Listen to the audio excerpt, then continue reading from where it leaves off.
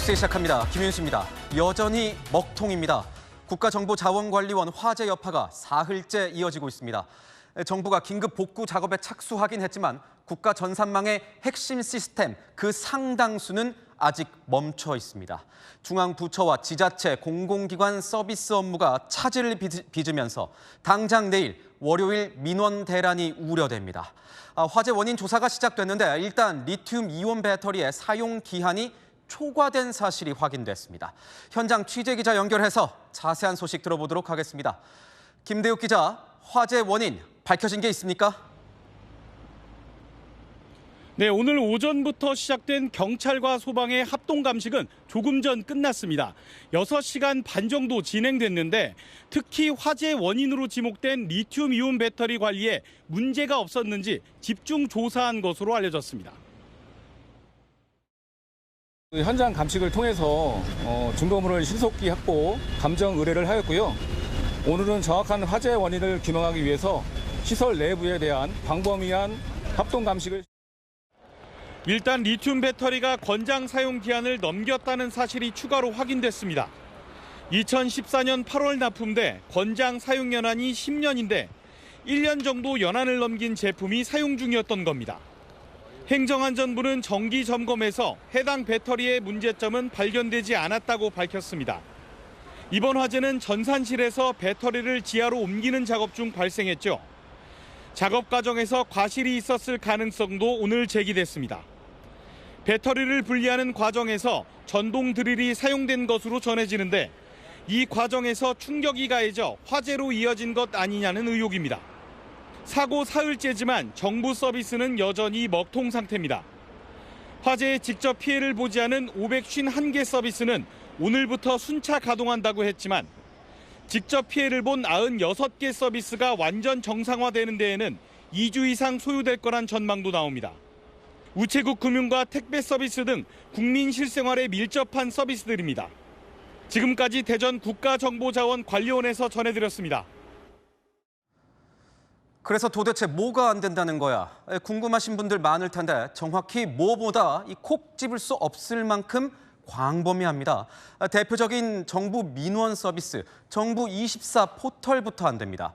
그러니까 주민등록 등본이나 증명서 발급, 세금 신고, 부동산 거래 신고, 금융 서비스 같이 이 정부 인증이 필요한 관련 업무들이 모두 차질을 빚게 되는 겁니다. 게다가 복구 시점은 아직 알 수 없습니다. 이어서 배정현 기자입니다. 국토부가 관리하는 부동산 거래 관리 시스템입니다. 매매 거래나 임대차 계약을 신고하려 하면 국가정보자원관리원 화재로 인해 이용할 수 없다고 뜹니다. 행정안전부에서 받아오는 주소 정보가 막히면서 비대면 신고가 불가능해진 겁니다. 거래 신고를 하려면 매일 지자체를 직접 방문해야 합니다. 매매나 아니면 전세 같은 거 쉽게 접하고 쉽게 이제 이용하던 게 안 되었으니 직장인 같은 경우는 개인 연차라든지 써야 돼서. 금융 서비스도 불편이 는 건 마찬가지입니다. 은행 앱에 접속해 실물 주민등록증을 이용해서 신규 계좌를 개설해 보겠습니다. 이렇게 주민증을 촬영하면 정부의 긴급 시스템 점검으로 서비스가 원활하지 않다는 알림이 뜹니다. 비대면 주택담보대출이나 계좌 개설 등 금융 서비스 외에도 모바일 신분증도 전산망 오류로 막혔습니다. 식당에 들어가려면 이제 신분증 검사를 했어야 되는데 모바일 신분증을 사용을 하려다가 사용을 못해서. 주민등록등본 등 온라인 민원 발급 사이트인 정부24와 관공서의 무인 민원 발급기가 막히면서 당장 내일부터 민원 대란이 있을 거란 우려도 나옵니다. 추석 연휴를 앞두고 택배 물량이 몰리는 가운데 우체국 서비스가 마비되면서 우편 대란 가능성도 거론됩니다.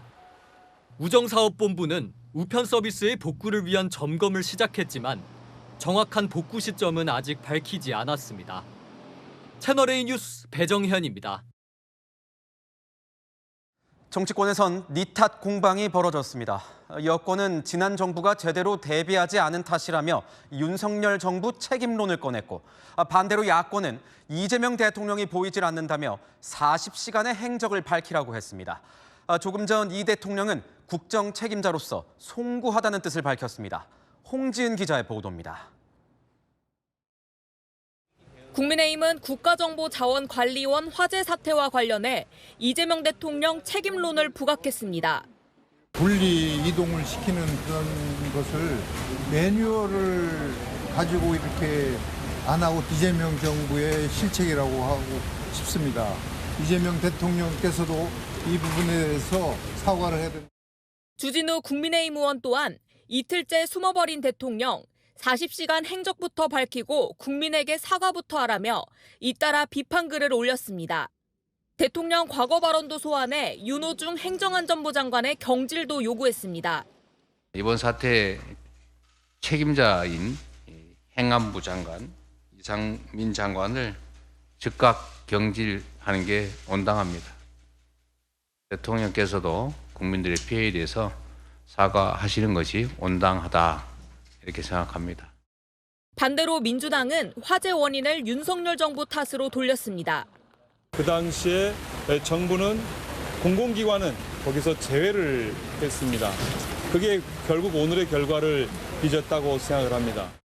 두 차례 화재 점검 회의를 연 이 대통령은 사태 발생 이틀 만에 첫 공식 사과했습니다. 국민들께서 큰 불편과 불안을 겪고 있습니다.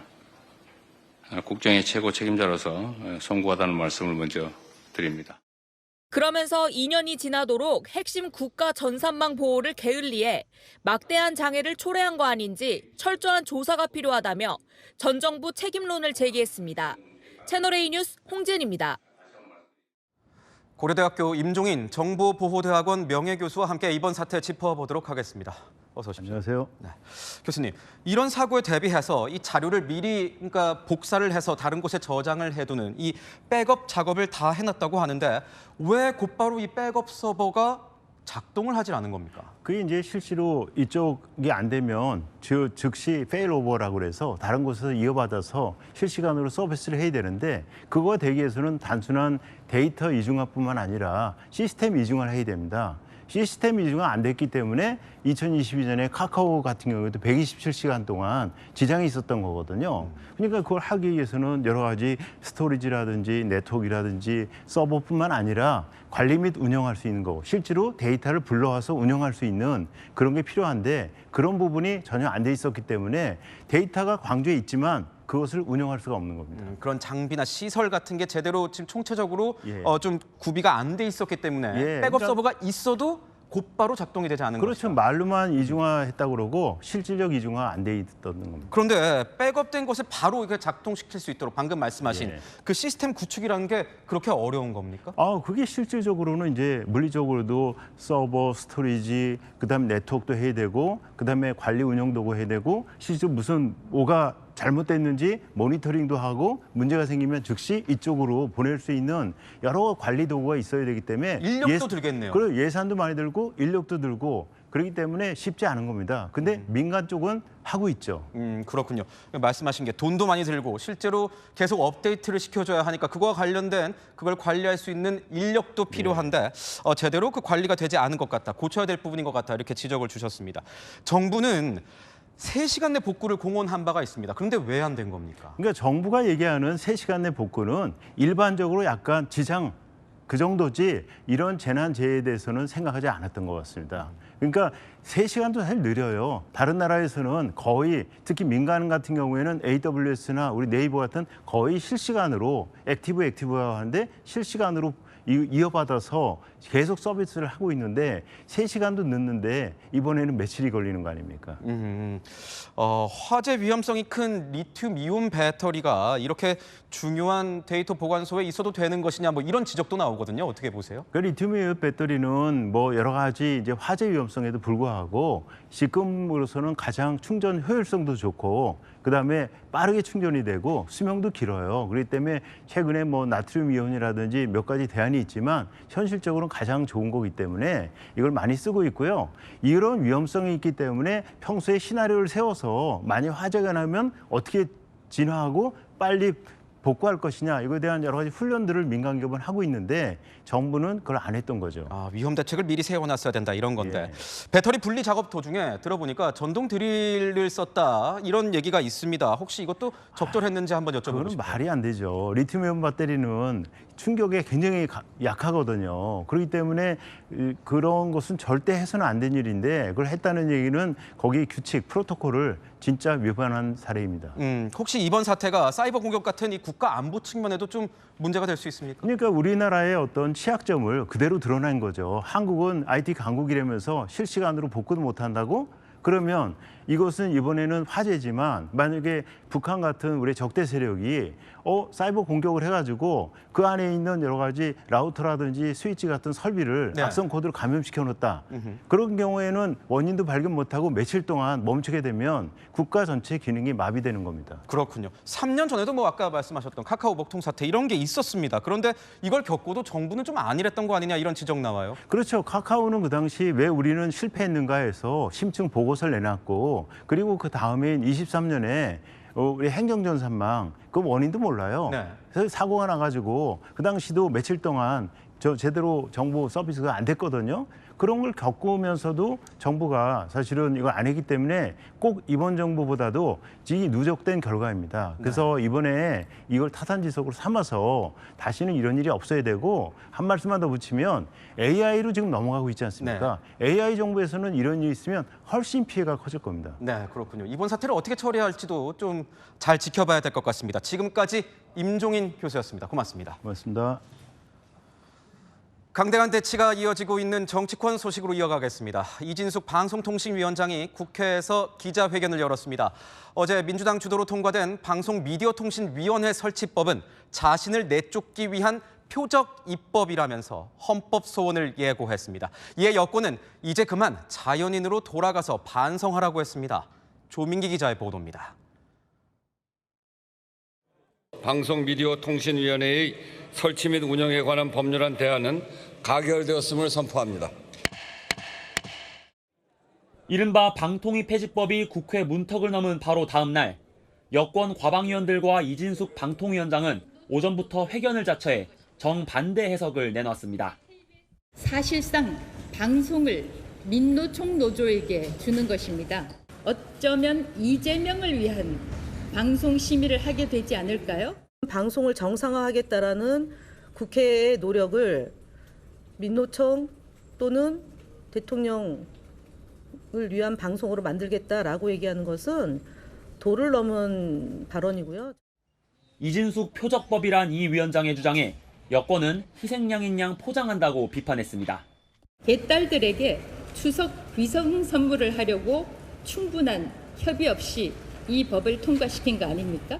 이 법을 가지고 본인이 최대한 정치행위를 하고 있는데 이 위원장이 예고한 법적 대응을 두고도 서로 날을 세웠습니다. 국무회의에서 심의 의결되면 아마 그 직후에 헌법 소원과 가처분 법적 절차에 들어갈 것입니다. 자연인으로 돌아가 역사 앞에 진솔히 반성하며 자숙하는 것이 국민 앞에 최소한의 도리임을 분명히 밝힙니다. 이르면 다음 주 화요일 국무회의에서 법안이 의결되면 이 위원장은 자동 면직됩니다. 채널A 뉴스 조민기입니다. 검찰청 폐지 후폭풍은 오늘도 이어졌습니다. 검찰청 폐지에 반대하는 역대 법무부 장관과 검찰총장들이 명백한 위헌이라면서 헌법 소원을 제기하겠다고 밝혔습니다. 반면 민주당은 검찰 개혁에 저항하는 검사들을 징계하라고 목소리를 높였습니다. 이기상 기자입니다. 그제 국회를 통과한 새 정부조직법. 가결되었음을 선포합니다. 이 법의 주요 내용인 검찰청 폐지가 위헌이라며 퇴직검사 친목단체인 검찰동우회가 위헌 소송을 예고했습니다. 그대로 공포되면 즉각 헌법 소원을 제기하겠다고 밝힌 겁니다. 검찰총장 임명과 검사의 영장 청구권 관련 규정이 헌법에 명시돼 있는데도 검찰청을 없애는 건 헌법에 위배된다는 게 이유입니다. 이명박 정부 때 검찰총장을 지낸 한상대 검찰동우회장은 김종구, 송정호, 김경환 등 전직 법무부 장관 7명과 송광수, 김종빈 등 전직 검찰총장 7명도 뜻을 함께하고 있다고 밝혔습니다. 여당은 검찰개혁 고삐를 더 바짝 쥐고 나섰습니다. 검찰개혁에 저항하고 공개적으로 반대했다며 노만석 검찰총장 권한대행과 강백신 검사 등을 지목하고 법무부 장관에게 감찰과 징계를 촉구했습니다. 검찰개혁 과제에 대해서 저항하고 공개 비판한 정치검찰들, 법무부 장관은 공무원 신분인 이들에 대해서 감찰뿐만 아니라 징계 조치할 것을 강력히 촉구합니다. 새 정부조직법이 이르면 모레 국무회의를 거쳐 공포되면 헌재의 헌법소원 등 위헌 소송이 잇따를 수 있다는 관측입니다. 채널A 뉴스 이기상입니다. 민주당은 조희대 대법원장에게 최후 통첩을 보냈습니다. 대법원장이 사법 독립 침해가 우려된다면서 모레로 예정된 국회 법사위 청문회에 불출석하겠다고 하자 발끈하고 나선 건데요. 떳떳하지 못해서 그런 거냐며 고발 조치까지 언급했습니다. 송진섭 기자의 보도입니다. 조희대 대법원장이 모레 국회 법제사법위원회에서 열리는 청문회에 출석하지 않겠다고 밝혔습니다. 그제 국회에 낸 불출석 의견서에서 이번 청문회는 진행 중인 재판에 대한 합의 과정의 해명을 요구하고 있다며 사법부 독립 등 헌법과 법률에 반한다는 이유를 들었습니다. 증인으로 채택된 다른 대법관 4명도 같은 이유로 불출석 의견서를 냈습니다. 윤석열 전 대통령의 내란죄 재판을 맡은 지기현 부장판사도 재판 과정 비공개 원칙을 들어 역시 불출석 의사를 밝혔습니다. 지난 5월에도 민주당은 조 대법원장의 대선 개입설을 제기하며 청문회를 개최했지만 당시에도 조 대법원장은 불출석했습니다. 여당 법사위원들은 조 대법원장을 거세게 비판했습니다. 출석하지 않고 의견서를 낸 것은 있을 수 없는 일입니다. 오만방자한 겁니다. 아직도 윤석열이 대통령인 줄 알고 있는 건 아닌가요? 출석하지 않는다면 조희대는 구린 게 있는 것이고. 여당은 모레 청문회가 국민의 사법부로 거듭날 마지막 기회라며 조 대법원장의 출석을 다시 한번 촉구했습니다. 채널A 뉴스 송진섭입니다. 국민의힘은 서울 도심에서 대규모 장외 집회를 열고 대통령과 민주당을 겨냥한 총공세에 나섰습니다. 사법체계를 파괴하고 입법 독재를 자행하는 이재명 정권을 끝내야 한다면서 대여투쟁 강도를 끌어올렸습니다. 보도에 김민곤 기자입니다. 초대형 풍선도 손팻말도 사법 파괴, 입법 독재란 구호로 가득합니다. 사법 파괴, 입법 독재 중단하라! 중단하라! 중단하라! 중단하라! 국민의힘이 대구에 이어 일주일 만에 서울 도심에서 2차 장외 집회를 열었습니다. 추석 전 마지막 장외 투쟁인 만큼 집회 참석자들은 350m 길이 6개 차로를 가득 메웠고 길 건너편 인도까지 밀려나온 인파도 많았습니다. 이재명 대통령과 민주당의 최근 발언들을 내보내며 대법원장이 그리도 대단합니까? 대통령 위에 있습니까? 대법원장이 뭐라고? 사법 개혁이 아니라 사법부 파괴라고 공세했습니다. 자기들이 범죄를 저질러 놓으니까 범죄자 편한세상 만들려고 검찰청 했지 않는데 여러분 이거 함께 막아야 합니다. 이재명 대통령을 독재자에 비유하기도 했습니다. 사법부도 무너지고 입법부도 무너지고 이 모든 것이 이재명 한 사람 때문입니다. 그러면서 독재는 국민의 무관심과 침묵을 먹고 자란다며 독재를 막기 위해 침묵을 깨고 국민의힘과 같이 싸우자고 동참을 호소했습니다. 국민의힘은 내일 전 의원이 참석한 가운데 이재명 대통령의 재판 재개 필요성을 주장하는 정책의원총회를 열며 사법 파괴 공세를 이어갈 계획입니다. 채널A 뉴스 김민곤입니다. 서울시가 야심차게 내놓은 한강버스가 정식 운항 열흘 만에 멈췄습니다. 잇단 고장과 결함, 날씨 탓에 운항에 차질을 빚더니 결국 한 달간 성능을 점검한 후에 재가동을 하겠다고 밝혔습니다. 정성원 기자가 취재했습니다. 비가 그친 뒤 선착장에 들어서는 한강버스. 배가 도착하자 사람들이 줄지어 버스에 오릅니다. 하지만 내일부터는 이런 모습을 볼 수 없습니다. 서울시가 돌연 시민 탑승을 중단하고 내일부터 시범 운항을 다시 진행한다고 밝힌 겁니다. 정식 운항 열흘 만에 벌어진 일입니다. 서울시는 승객 안전을 최우선으로 시범 운항 기간을 두기로 했다고 밝혔습니다. 한강버스는 정식 운항 이후 문제가 잇따랐습니다. 유압 펌프, 방향타 고장, 전기 개통 이상 등 이유로 운항에 차질을 빚은 겁니다. 장기적으로 봤었을 때는 기술적으로 좀 보완을 해 나가야 되지 않겠느냐라는 안전 운항을 위해서 좀 시간적으로 좀 필요하다라는 의견을 받아들이고 내일부터 승객을 태우지 않고 하루 14회 시범 운항을 진행한다는 게 서울시 계획입니다. 시범 운항이 끝난 뒤에는 선박을 추가로 도입해 현재 1시간 반 정도인 배차 간격도 줄일 방침입니다. 속도는 생각보다는 느려서 이 부분을 조금 개선됐으면 하는 바람이 있습니다. 안전 시설도 안 됐고, 자 배도 최소한도 10분에 한 번씩은 오든가 오다면 30분에 한 번은 와야지. 근데 1시간이 넘잖아요. 그럼 누가 타고 다녀? 명색이 출퇴근 버스라고 해놓고. 서울시는 추가 금액을 내고 한강버스까지 이용하는 정기권 구매 시민에게는 구매 금액 5천 원을 환불할 예정입니다. 채널A 뉴스 정성원입니다. 과속 차량과 오토바이의 뒷번호판을 촬영하는 후면 단속 장비가 도입된 지 3년 만에 톡톡한 성과를 거두고 있습니다. 단속 실적이 갈수록 늘어나면서 올해 8월까지 단속 건수가 이미 지난해 전체의 2배 수준에 육박하고 있습니다. 단속 카메라가 가장 바쁘게 일한 곳은 과연 어디일까요? 권경문 기자가 취재했습니다.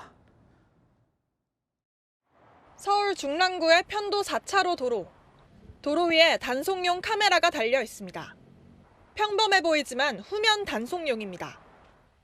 후면 단속 카메라가 설치되어 있는데요. 차량이 카메라를 지나치면 차량 뒷모습을 촬영하는 방식입니다. 지난 한 해 이곳 후면 카메라가 적발한 위반 건수만 5,567건. 서울 시내 후면 카메라 80여 개 중 가장 많습니다. 카메라를 지나친 뒤 과속하는 일반 차량 외에도 번호판을 뒤에 다는 오토바이 등 이륜차 단속 비율도 높습니다. 이륜차 번호판을 찍을 수 있다 보니 과거엔 단속이 어려웠던 헬멧 미착용도 쉽게 잡아냅니다. 바쁘다 보면 이제 그런 거 무시하고 지나다 보면 이제 걸리는 거죠. 일하는데 신경을 많이 써. 그러다 보면 모르고 지나가는 수도 있지. 지난해 후면 카메라가 적발해낸 4륜차 단속 건수가 17만여 건인데 올해는 8월까지 이미 2배 가까운 실적을 올렸습니다. 2년 전부터 설치가 시작된 후면 카메라는 지난달 기준 전국에 691대로 계속 증가 추세입니다. 경찰은 단속 효과가 높다고 보고 후면 카메라 설치를 늘려나갈 계획입니다. 채널A 뉴스 권경문입니다. 휴일 나들이 차량이 몰린 고속도로 터널 안에서 차량 추돌 사고가 발생했습니다. 사고 차량에 불까지 났고 일대 교통이 통제되면서 극심한 정체가 빚어졌습니다. 오세정 기자입니다. 터널 바닥에 물이 흥건히 있고 사고 차량들이 서 있습니다. 흰색 SUV는 찌그러진 채로 트럭 화물칸 밑으로 밀려 들어가 있고 소방관들이 물을 뿌려 잔불을 정리합니다. 어젯밤 10시 20분쯤 수원 광명고속도로 터널에서 차량 3대가 잇따라 추돌했습니다.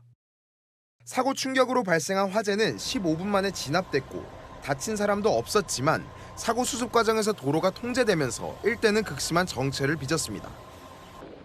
넘실거리는 파도 위로 보트가 뒤집혀 있습니다.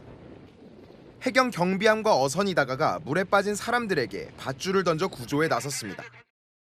오늘 오전 11시쯤 충남 보령시 하목도 인근 해상에서 레저보트가 뒤집어졌다는 신고가 접수된 겁니다. 다행히 보트 탑승자 5명은 큰 부상 없이 구조됐습니다. 해경은 너울성 파도로 보트가 뒤집혔다는 진술을 토대로 정확한 사고 경위를 조사 중입니다. 크레인이 밧줄로 묶은 젖소 한 마리를 공중으로 끌어올립니다. 조심스럽게 다리 위로 젖소를 옮겨 내려놓습니다. 축사에서 탈출한 소가 위험하게 돌아다니자 포획하는 모습입니다. 소방당국은 하천에 있던 젖소에 마취총을 쏴 진정시킨 다음 크레인을 투입해 젖소를 주인에게 돌려줬습니다. 채널A 뉴스 오세정입니다. 어젯밤 서울 여의도에서 열린 불꽃 축제를 보기 위해서 100만 명에 달하는 대규모 인파가 몰렸습니다. 큰 혼란 없이 마무리가 되긴 했는데 일부 관람객들이 지나간 자리는 여전히 눈살을 찌푸리게 했습니다. 김동아 기자가 현장 취재했습니다. 화려한 불꽃 축제가 끝나고 곳곳에는 이렇게 쓰레기산이 생겼습니다. 화장실 앞과 벤치, 길가에는 사람들이 그냥 버리고 간 흔적들이 널렸습니다. 여기 사실 쓰레기 버리는 데는 아니잖아요. 근데 여기 좀 버리게 된 이유가 있을까 해서. 쓰레기를 그래도 한데 모아두면 치우기라도 편합니다. 본인들이 놀던 자리를 그냥 두고 자리를 떠나려는 사람들. 누가 치우라는 걸까요? 다 본인 건데 안 가져가신 이유가 있으실까요? 다 버립하실 이유가 있으실까요? 하지만 잠시 자리를 비웠다던 사람들은 돌아오지 않았고 그 자리에 쓰레기만 덩그러니 남았습니다. 몰린 인파로 지하철역이 통제되니 좀 더 멀리 떨어진 역까지 가는 길에도 축제 쓰레기들이 곳곳에 보입니다. 음식과 술을 마신 뒤 남은 쓰레기를 이렇게 한강 다리 위 난간에 박아두기도 했습니다. 축제가 열린 인근 주거지역과 상가들도 관람객들이 버리고 간 쓰레기로 골머리입니다. 화장실 보러고서 와서는 그냥 뭐 병이고 뭐 그냥 거기다 다 꺼내놓고 가요. 지금 쓰레기 70원짜리가 그냥 지금 뭐 한 17개 나왔어요. 상가 건물에 쓰레기를 무단 투기하고 떠나는 겁니다. 아파트들은 관람객들의 무단 투기 등에 대비해 출입을 막았지만 소용이 없었습니다. 담 넘어서 들어오시든지 뭐 그냥 들어오시더라고요. 지나가시면서 이렇게 뭐 담배도 피우고 가시고 뭐 일반적인 쓰레기도 많이 버리고 가시죠. 폭우가 쏟아진 오늘 아침 현장을 다시 찾아봤습니다. 축제만 즐기고 나몰라라 떠난 비양심적인 모습들에 결국 뒤처리를 맡은 사람은 따로 있습니다. 어떻게 방법이 없어요. TV에도 많이 나오고 기사에도 많이 나오고 그랬었잖아요. 그래도 소용이 없더라고요. 먹다 남은 음식과 쓰레기가 뒤섞인 이 난장판은 매년 반복되고 있습니다. 채널A 뉴스 김동아입니다. 북한에서 외교 업무를 총괄하는 최선희 외무상이 철통 보안 속에 중국을 방문했습니다. 왕이 외교부장과 회담을 하는 데 이어서 중국 지도부들과도 만날 것으로 보입니다. 특히 다음 달 대규모 열병식을 준비하고 있는 만큼 시진핑 주석의 방북을 조율할 수도 있다는 분석이 나오고 있습니다. 베이징에서 이윤상 특파원이 전합니다. 현지 시각 어제 오후 중국 베이징 서우두 국제공항. 곳곳에 공안이 배치돼 긴장감이 감돕니다. 북한 대사관 소속인 133 번호판을 단 차량들도 곳곳에서 포착됩니다. 외국 외교 사절단 등 귀빈들의 이동 통로로 이용되는 건물 앞에는 내부를 볼 수 없도록 가림막이 설치됐습니다. 이달 2일 김정은 북한 국무위원장과 함께 중국을 방문했던 최선희 외무상이 3주 만에 다시 베이징을 방문하자 공항 주변에 철통 보안이 이뤄진 겁니다. 外相崔善基将于9月27日至30日访华.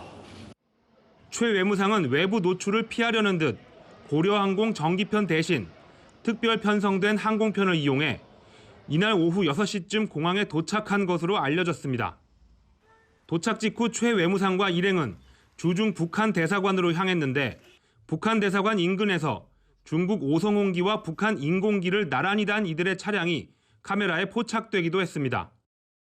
3년 전 취임한 최 외무상의 단독 방중은 이번이 처음으로 북한 조선중앙통신도 오늘 이 소식을 알렸습니다. 오늘 왕이 중국 외교부장과 단독 회담을 열 것으로 알려진 가운데 이 자리에서 한반도 문제와 다음 달 10일 북한 노동당 창건 80주년 기념 열병식에 중국 고위급 인사 초청 등을 논의할 것으로 보입니다. 현지에선 최 외무상이 이르면 내일 시진핑 중국 국가주석을 만나 시 주석의 방북을 요청할 가능성도 제기되고 있습니다. 베이징에서 채널A 뉴스 이윤상입니다. 인도에서 선거 유세 현장에 대규모 군중이 몰리면서 압사 사고가 발생했습니다. 30명 넘게 사망하고 10명 이상이 다쳤는데요. 인도의 톰 크루즈로 불리는 배우 출신 정치인을 보려다가 비극이 발생했습니다. 이현재 기자입니다. 바닥 곳곳에 사람들이 쓰러져 있고 신발과 옷가지들이 어지럽게 놓여 있습니다. 환자를 실은 앰뷸런스가 쉴 새 없이 지나가고 인근 병원에는 환자들이 잇따라 실려 들어옵니다. 인도 남부 타밀나두주 카루르 지역에서 열린 선거 유세 현장에서 대규모 압사 사고가 발생한 것은 현지 시각 어제. 이 사고로 현재까지 최소 39명이 숨지고 50명 이상이 다친 것으로 알려졌습니다. 당국은 참석 인원을 10,000명으로 잡았지만 현장에는 3배 가까운 인파가 몰린 것으로 알려졌습니다. 유명 배우 출신인 정치인을 더 가까이서 보려던 사람들이 한 대 엉키면서 사고가 난 것으로 보입니다. எங்க அண்ணன் பையன் ஒரு பையன் 2 பையன் ஒரு பையன் இறந்துட்டான் பெரிய பையன் சின்ன பையனை காணோம் வீட்டுக்காரம்மா வேற ஐசியூல வச்சிருக்காங்க எங்க அண்ணிய வேற. 타밀나두주 정부는 유가족들에게 100만 루피, 우리 돈 약 1,600만 원의 보상금을 지급하겠다고 밝혔습니다. 경찰을 피해 달아나는 군중을 경찰이 곤봉으로 강제 진압합니다. 인도 우타르 프라데시주 바렐리 지역에서 현지 시각 26일 무슬림 1,000여 명이 집회를 벌이다 경찰과 충돌한 겁니다. 무함마드를 사랑한다는 현수막을 들고 집회를 벌이던 참가자들 일부가 경찰을 향해 돌을 던지면서 사태가 악화된 것으로 알려졌습니다. 경찰은 곤봉과 최루탄을 동원해 집회를 강제 해산시켰는데 이 과정에서 경찰관 10여 명이 다쳤고 집회 참가자 50명 이상이 체포된 것으로 전해졌습니다. 채널A 뉴스 이현지입니다. 아프리카의 섬나라 마다가스카르에서 잦은 단수에 분노한 시민들이 거리로 쏟아져 나왔습니다. 치안 불안이 심화되면서 우리 외교부는 특별 여행주의보를 발령했습니다. 김정근 기자가 보도합니다. 도시에 모인 시위대를 군인들이 강제로 해산시킵니다. 군인들은 도로를 다니며 최루탄을 쏘아대고 시위 참가자들은 최루탄에 저항하듯 돌을 던지며 맞불을 놓습니다. 현지 시각 지난 25일 아프리카 섬나라 마다가스카르의 수도 안타나나리보를 중심으로 반정부 시위가 발생했습니다. 12시간 넘는 단수와 정전이 잇따르자 분노한 시민 수백 명이 거리로 쏟아져 나온 겁니다.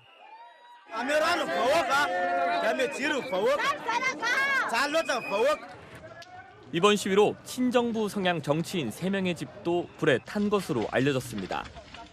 마다가스카르 당국은 야간 통행 금지령과 휴교령을 내린 가운데 우리 외교부도 마다가스카르 전역에 특별 여행 주의보를 발령했습니다.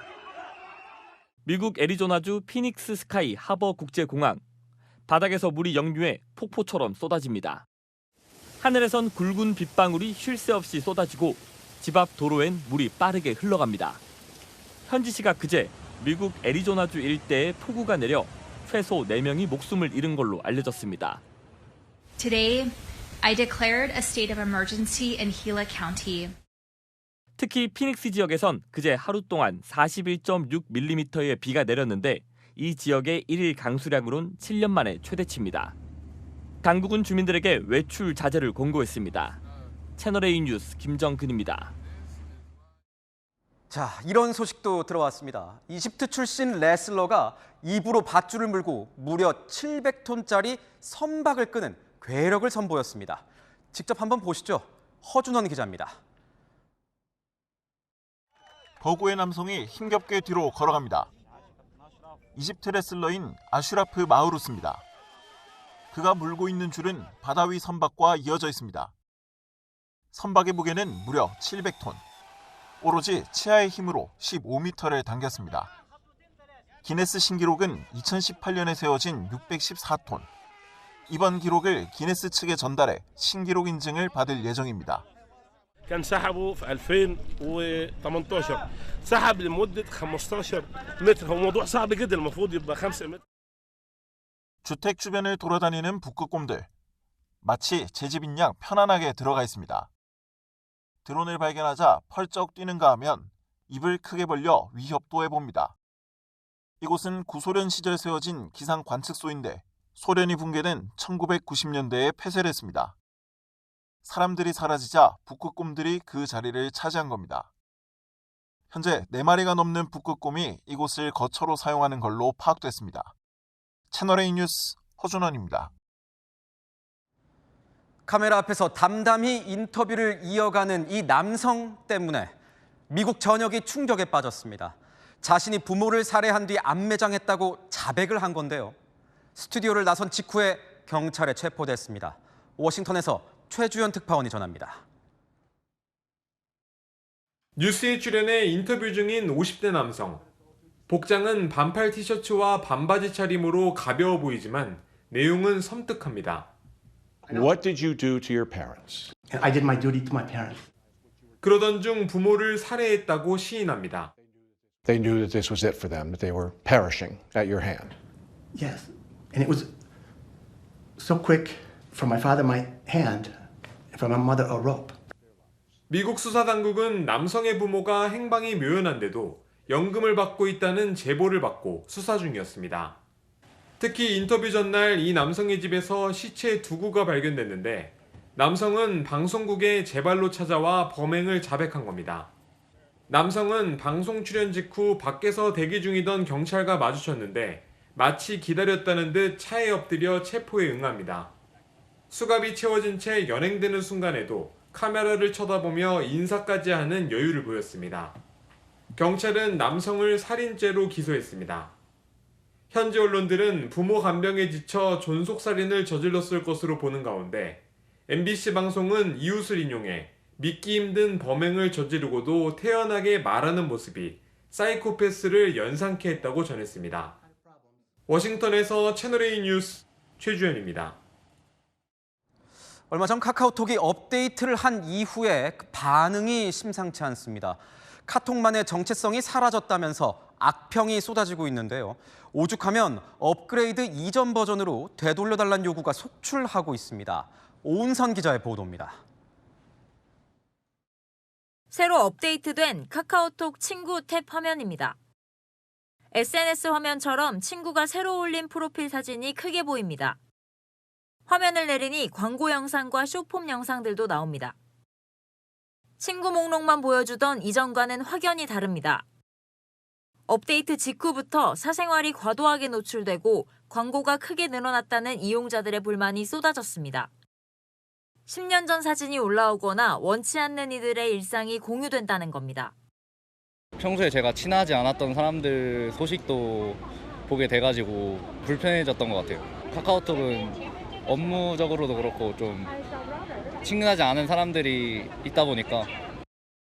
앱스토어에는 평점 1점을 달며 업데이트 이전으로 돌려달라는 리뷰가 빗발치고 있습니다. 사생활 보호를 위해 과거 프로필을 삭제하거나 프로필 노출을 제한하는 이용자들도 늘고 있습니다. 새로 업데이트된 저의 카카오톡 화면입니다. 제가 예전에 올렸던 사진들이 이렇게 피드형으로 나열되어 있는데요. 내가 올린 사진이 노출되는 걸 원하지 않으면 설정에 들어가서 프로필 업데이트를 나만 보기로 설정할 수 있습니다. 온라인 커뮤니티에서는 응용 프로그램을 다운받아 업데이트 이전으로 돌아가는 비공식적인 다운그레이드 방법까지 공유됩니다. 이용자들의 부정적인 여론이 확산되자 카카오 측은 개선 방안을 논의 중입니다. 카카오 관계자는 이용자 피드백과 반응을 지속적으로 살피고 있다며 업데이트 전으로 돌아가는 방법보다는 개선해 나가는 방향으로 가게 될 것이라고 설명했습니다. 채널A 뉴스 오은선입니다. 네, 열왕야랑 정치부 최승현 기자와 함께하겠습니다. 첫 번째 주제 보겠습니다. 기승전 9구. 뭐가 9구라는 거예요? 네, 고민정 민주당 의원이 나경원 국민의힘 의원을 향해 겨냥한 말인데요. 내일부터 중국 단체 관광객의 무비자 입국이 시작되죠. 그런데 나 의원 국가자원 화재로 우리 국민의 신원도 제대로 확인이 안 되는데 수십만 명의 중국인 입국은 어떻게 관리하냐며 무비자 입국 연기를 요구했습니다. 그런데 이게 9구 논쟁으로 번진 거예요? 네, 맞습니다. 고 의원 인종차별, 외국인 혐오 발언이라면서 9구 인사라고 비판한 건데요. 나 의원도 반박했습니다. 내란 9구 딱지 붙이기가 실정 가리는 만병통치약이냐고요. 국민 안전을 우선하자는 건데 국민 이간질하지 말라고요. 그런데 어떻습니까? 진짜 영향을 미치는 겁니까? 이 외국인 관리에 어떤 구멍이 뚫리게 되는 건가요? 네, 법무부가 마침 입장을 냈습니다. 출입국 관리 정보 시스템은 화재와 관계없이 정상 운영되고 있다는 건데요. 하지만 나 의원 핵심을 파악하지 못했다고 지적했습니다. 입국 심사 통과가 문제가 아니라고요. 이후에 어디에 머물고 이동하는지 관리 가능한 게 중요하다는 겁니다. 다음 주제 보겠습니다. 비서실장의 위, 김현지 총무비서관의 얼굴이 보이는데 이건 뭔가요? 네, 국민의힘이 대통령실 직제표를 새로 만들어서 공개했는데요. 이 대통령 비서실장 아래에 있어야 할 총무비서관이 위에 있죠. 이 대통령의 최측근으로 알려진 김 비서관이 실세라는 공세를 이어가는 겁니다. 비서실장보다 총무비서관이 위에 있다. 왜 이런 얘기가 나오는 거죠? 네, 민주당이 비서실장은 이번 국감에 출석하지 않냐며 사실상 부하 직원인 김 비서관의 불출석을 옹호하는 듯한 모습을 지적한 거겠죠. 그래서 제가 물어본 겁니다. 우리 김현지 비서관은 존엄입니까? 절대 불러서는 안 되는 존엄한 존재입니까? 김현지 비서관보다 더 많은 권한을 갖고 대통령실을 운영에 관여하는 게 비서실장 아닙니까? 그러니까 비서실장한테 따져 물어도. 한동훈 전 국민의힘 대표도 벌써 국회가 부르지도 못하는 측근이 출연했다고 비판했습니다. 다음 주제 보겠습니다. 어색한 조우라. 이진숙 위원장과 김현 민주당 의원이 보이는데 어제 방통위 폐지법이 통과가 됐잖아요. 두 사람이 왜 만났어요? 네, 공교롭게 겹친 기자회견 시간 때문입니다. 김 의원은 방통위 폐지를 추진했고 이 위원장은 거세게 반대해왔죠. 이번 법안은 저는 치즈 법령 또 표적 법령이라고 정의합니다.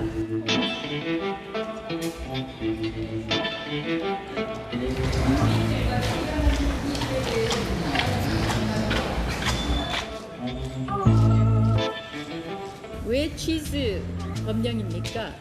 너무나 구멍, 허점이 많습니다. 보니까 서로 눈길도 안 주는 것 같은데 회견 시간이 좀 비슷했나요? 네, 이 위원장 회견 20분 뒤에요. 김 의원 회견이 예정돼 있었거든요. 김 의원 곧장 이 위원장의 치즈 발언 비판했습니다. 치즈? 역시 빵과 치즈를 좋아하는 방송통신위원장답습니다. 네, 와인도 드시면 좋겠습니다. 그런데 이진숙 위원장이 왜 회견장이 아니라 이 로비에서 기자회견을 한 건가요? 네, 주말 기자회견장에서는요. 국회의원 외에는 이용할 수 없다는 국회 내부 규정 때문입니다. 이 위원장 이것도 그냥 넘어가지 않았습니다. 최민희 위원장도 보니까 조만간 따님 결혼식을 국회에서 하는 것 같던데 자녀 결혼식이나 국회의원 행사를 위해서 주말에는 국회의원들한테만 사용권을 주는 게 아닌지. 서로 비판하는 것도 좋지만요. 서로 들을 건 들으면서 대안을 만들어가는 모습 국민들은 기대하지 않을까요? 네, 잘 들었습니다. 지금까지 여랑여랑이었습니다. 9월의 마지막 주말 비가 내리며 가을이 깊어졌습니다. 낮에도 피부에 닿는 공기가 차가웠죠. 어제 27도까지 올랐던 서울은 오늘 21.9도까지 내려갔는데요. 내일 해가 드러나며 조금 오르겠지만 이번 주 내내 25도 안팎에 그쳐서 서늘하겠습니다. 아침엔 더 쌀쌀합니다. 서울은 17도 안팎에 머무르며 일교차가 크겠습니다. 내일 아침 춘천은 15도, 대전과 대구 18도에서 시작됩니다. 두툼한 가을 외투 챙기시길 바랍니다. 한편 이번 주 가을비 소식 잦습니다. 내일 새벽까지 남해안에 최대 10mm, 제주엔 40mm가 더 내리겠고요. 모레는 중부지방에, 목요일엔 호남과 제주에 내립니다. 연휴 첫날인 금요일엔 남부지방과 제주에 비 예보 있습니다. 날씨였습니다. 뉴스에 마칩니다. 시청해주신 여러분 고맙습니다.